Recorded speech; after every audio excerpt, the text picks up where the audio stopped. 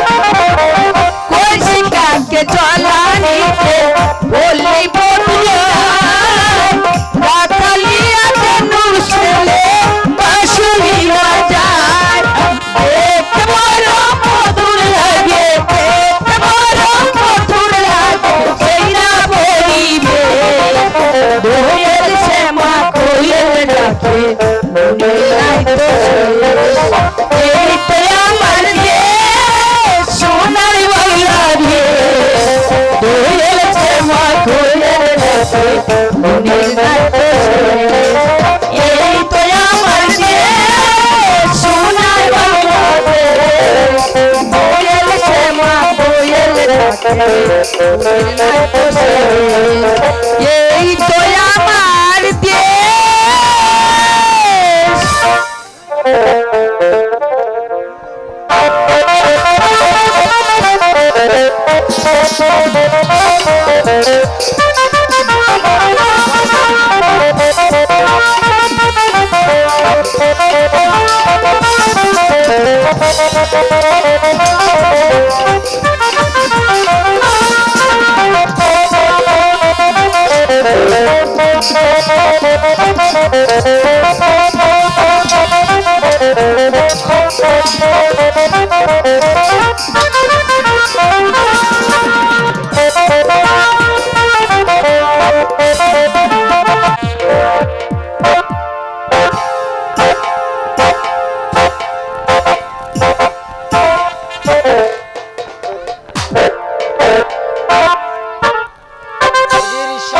Sabe?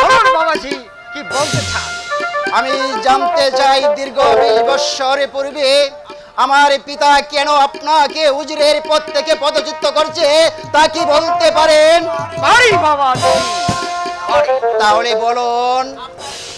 আপনার পিতা রাজা চাঁদ রায়ের পরামর্শে আমাকে পদচ্যুত করে।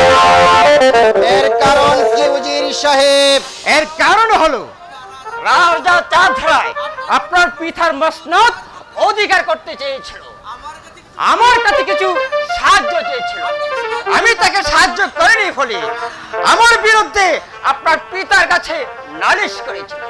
তাই তো আমাকে সন্দেহ করে উজিরের পদ থেকে এখনই যদি আপনাকে আমি উজির পদে বহাল করি, সে আপনার দয়া ও করুণা বাবা। আজ থেকে আমি আপনাকে উজির পদে বহাল করতে চাই। সে কি বাবা? তাই হলে আজ থেকে আজ থেকে আমি আপনাকে উজির পদে বহাল করলাম।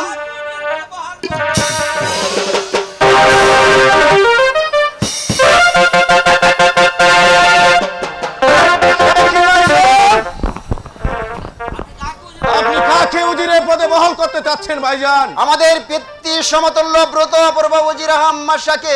সে কি ভাইজান?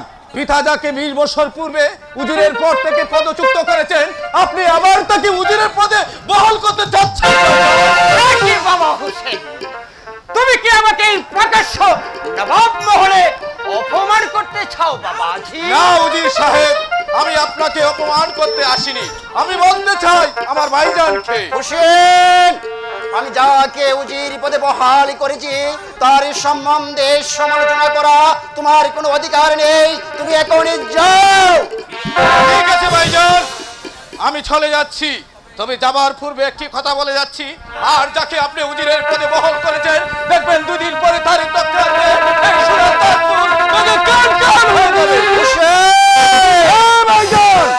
তখন তো আপনার মস্তক তো দূরের কথা, আপনি আপনার রাজ্য রক্ষা করতে পারবেন না ভাইজান, আপনি আপনার রাজ্য রক্ষা করতে পারবেন না ভাইজান। হোসেন, হোসেন শাহ, বাবাজি আমি না হয় চলেই যাচ্ছি। তার হয় না উজির সাহেব, আপনি আসুন আমার সঙ্গে। আপনার সঙ্গে আমার গোপনে অনেক কাজ আছে। তাই চলো বাবাজি।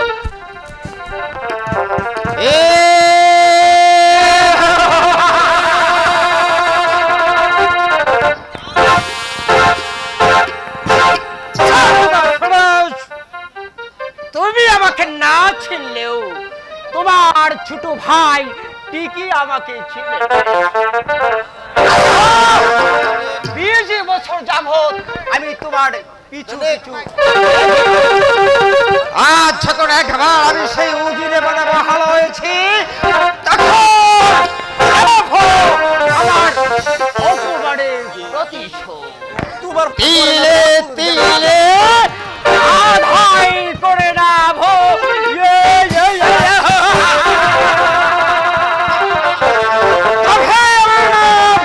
উজির আহমদ শাহ।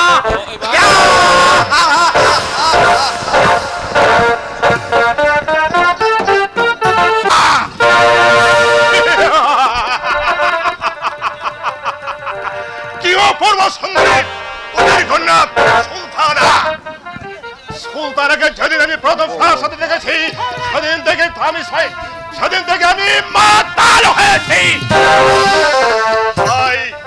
বলে বলে বলে তেমন করে হোক উজির কন্যা সুলতানের খামার চাই।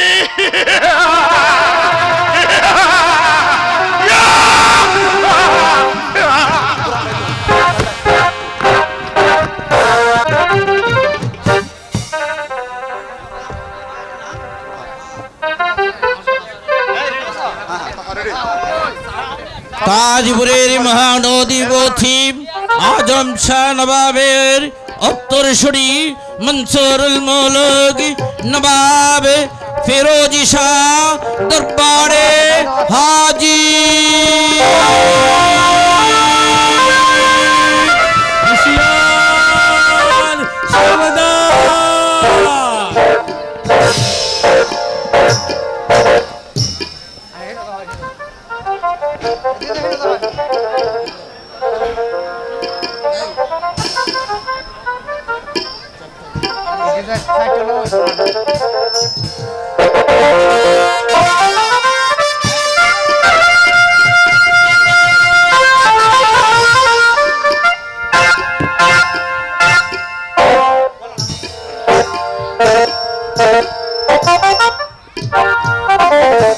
আমার সুপরামর্শদাতা উজিরে আলা, বলুন বাবাজি কি বলতে চাও? আমার সর্বপ্রধান শিব সালা বাহাদুর কা আদেশ করুন জনাব।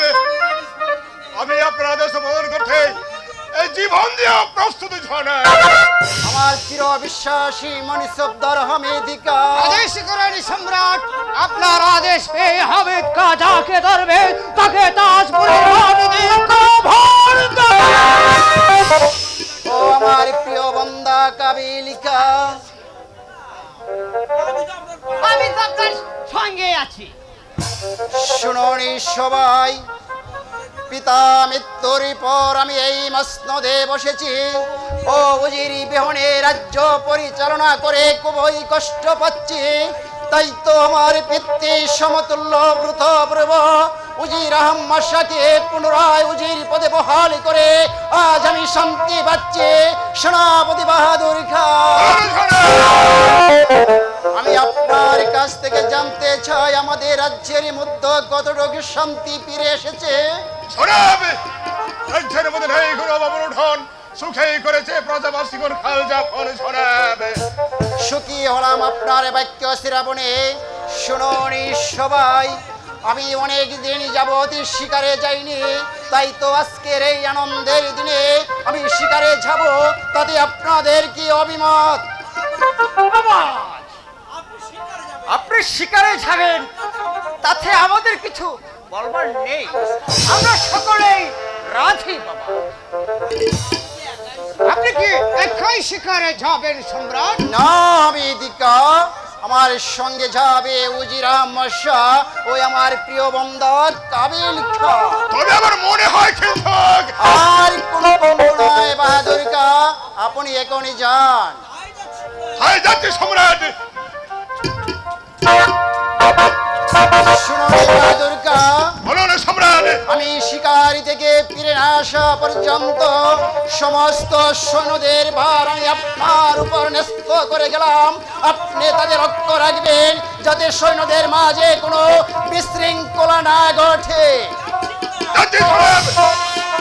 তবে যাওয়ার সময় এই সারিত তরবারি হাত নিয়ে শপথ করে বলে যাচ্ছি, যতক্ষণ পর্যন্ত এই বাহাদুর নামে সারিত তরবারি থাকে ততক্ষণ পর্যন্ত দেব না সৈন্যদের মাঝে কোনো বিশৃঙ্খলা হবে সম্রাট, বিশৃঙ্খলা হবে। আমার বিশ্বাসী মনিসবদার হামিদিকা, আদেশ দেন সম্রাট, আমি তো আপনার আদেশের অপেক্ষায় আছি।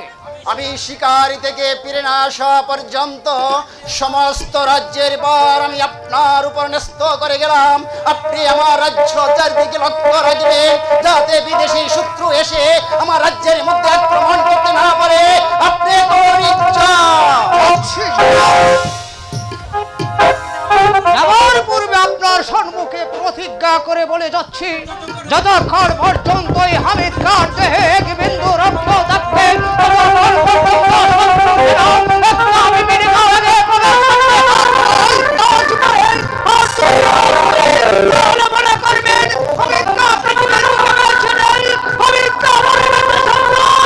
হামিদ খান আসর উজির সাহেব, আমরা শিকারে যাবার আয়োজন করে গিয়ে বাবা শিকারে যাওয়ার পূর্বে আমার একটা আর্জি ছিল। বেশ বলুন, কি বলতে চান? বাবা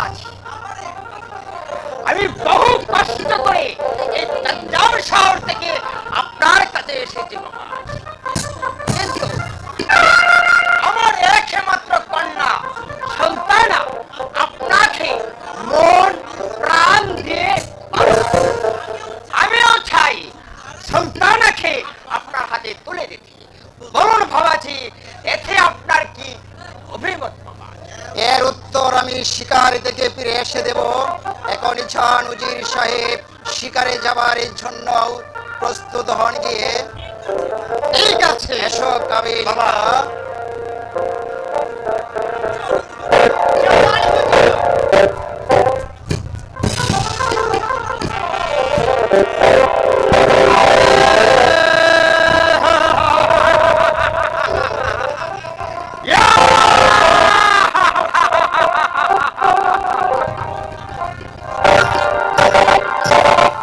নবাব ফিরোজ শাহ, তুমি আমাকে অপমান করেছিলে, আজ আমি তোমার প্রতিশোধ দিলে ছেলে দাও। অপেক্ষা করো বসুনাথ।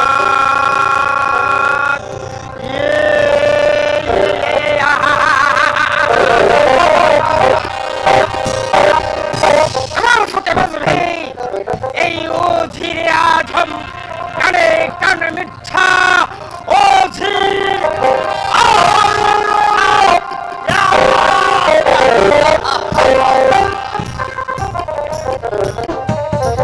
আর সহে না প্রাণে যৌবনে জ্বালা, হায় আর সহে না প্রাণে যৌবনে জ্বালা, আর সহে না প্রাণে যৌবনে জ্বালা।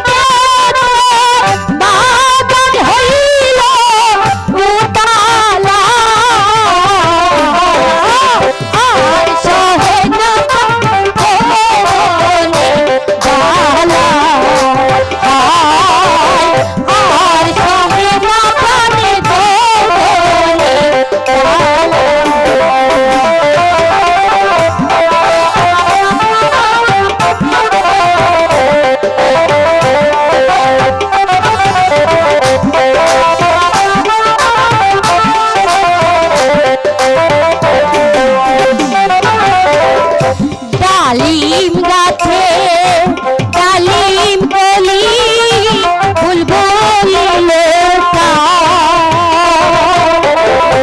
ডালিম গাছে ডালিম কলি ফুল বলিলে ফুল গাছে শাখায় বসে গাছে কোকিলা গুনগুন সুরা গান গায়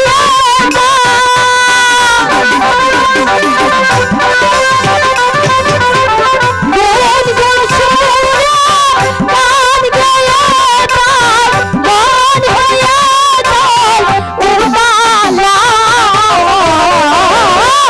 আর সহে না প্রাণে হায় বাদল ভাই, আর সহে না প্রাণে জ্বালা। আজ অনেক দিন হলো শাহজাদা ফিরোজ আমাকে রেখে শিকারে গেছে। আজ যাবার সময় বলে গেছে শিকার থেকে ফিরে আমাকে সে বিয়ে করবে। ওগো খোদা মেহেরবান, তুমি শাহজাদাকে ভালোই ভালোই ফিরে এনো, ভালোই ভালোই ফিরে এনো।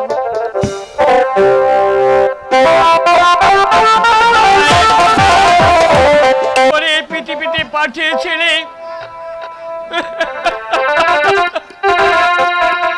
একমাত্র মেয়ে জরিনা আমার, তাকে ভালো করে এক দুবেলায় দুমুঠো পেটে ভরে খেতে দিতে পারছি না। আমি একটা ভালো কাপড়ও দিতে পারছি না। এর চেয়ে তুমি আমাকে মৃত্যু দাও খোদা, মৃত্যু দাও।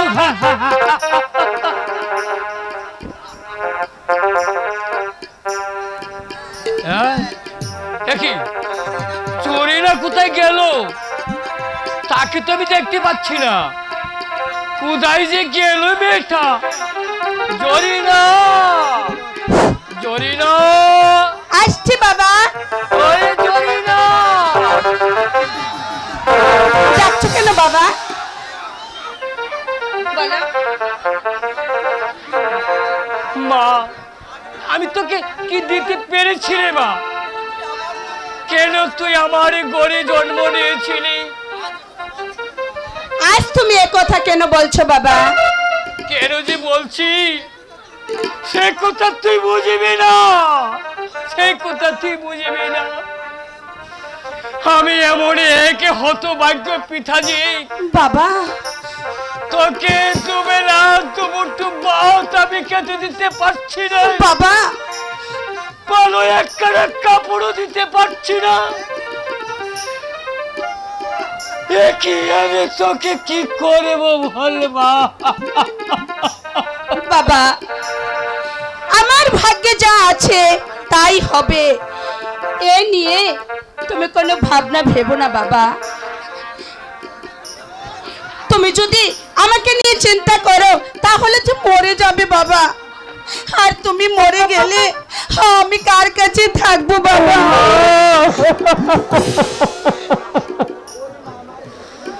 ওরে দুঃখিনী মা আমার।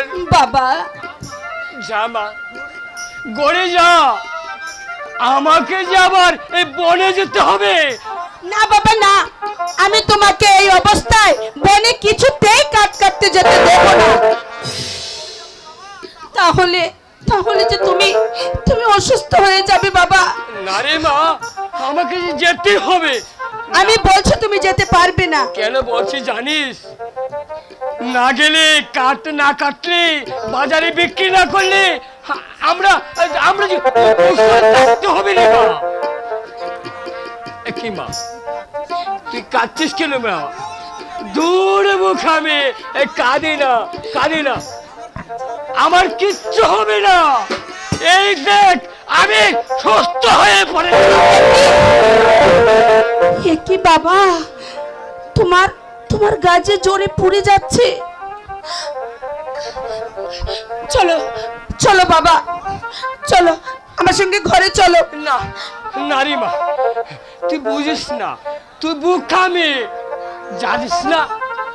আমি যদি বনে কাট না কাটি তাহলে কাবো। আমাকে আর বুঝাতে হবে না, এই জোর নিয়ে তোমাকে কাটতে আমি কিছুতেই যেতে দেব না। না রে মা, না, তা হয় না। জ্বর হলেও আমি সুস্থ হয়ে উঠবো। তুই এই ঘরে জামা, আমি পরে যাব আর চলে কাট কেটে নিয়ে চলে আসবো মা। তাহলে আমার কথা শুনবে না, এই তো বুঝে না। জামা যা, আমি যাব আর আসবো। আমি মরে যাব নাকি? তোকে রেখে আমি মরতে পারি না। তুই হয়েছিস আমার আধা রাতের চাঁদনি। কারণ তোর মা মারা সময় আমাকে বলেছিল, ওগো তুমি আমার মেয়েটাকে দেখে রেখো। তাই তো তোর জন্য আমি বেঁচে আছি। আগে মরে বেঁচে থাকবো, আমি যেন সুখী দেখতে পারি মা, সুখী দেখতে পারি, সুখী দেখতে যত পারি। যন্ত্রণা হয়েছে এই বাবাকে নিয়ে, আমার কোনো কথাই তার কানে যাবে না। ঠিক আছে, বাবা বলে গেছে তার জন্য আমাকে রান্না করতে, কিন্তু রান্না যে করব ঘরে তো এক ফুটা পানিও নেই। রান্না করব কি দিয়ে? আগে ওই নদীর ঘাট থেকে পানি নিয়ে আসি, তারপর বাবার জন্য রান্না করব।